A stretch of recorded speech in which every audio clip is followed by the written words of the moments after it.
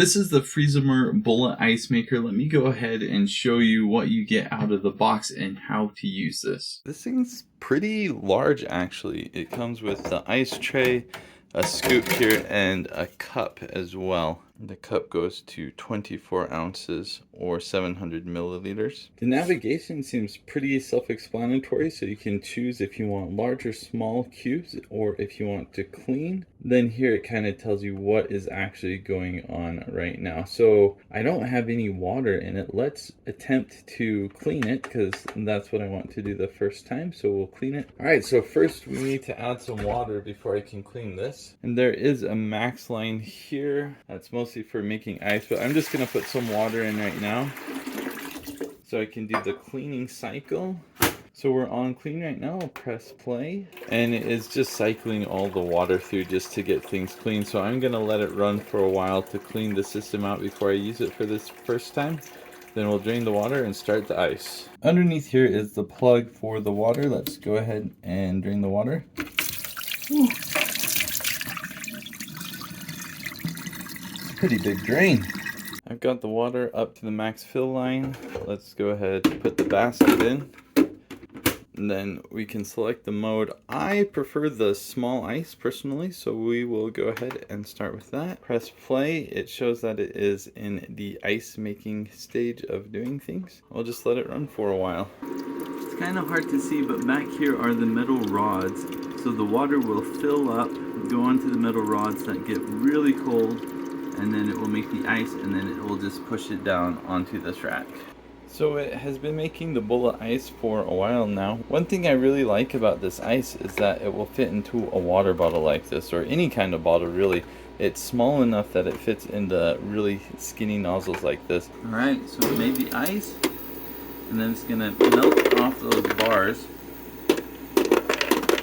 Gonna go down the chute, and then it's gonna get pushed out and into here. Here it is. I switched the cubes over to large cubes, and yeah, they are definitely bigger. You can see it doesn't fit in the water bottle anymore. Let's have some root beer. Ice looks nice. This cools down a drink real quick. It recognizes that the ice is full, which indeed it is. You can shuffle the ice around a little bit, and it recognizes that it is no longer full. It's back to making ice. Nice.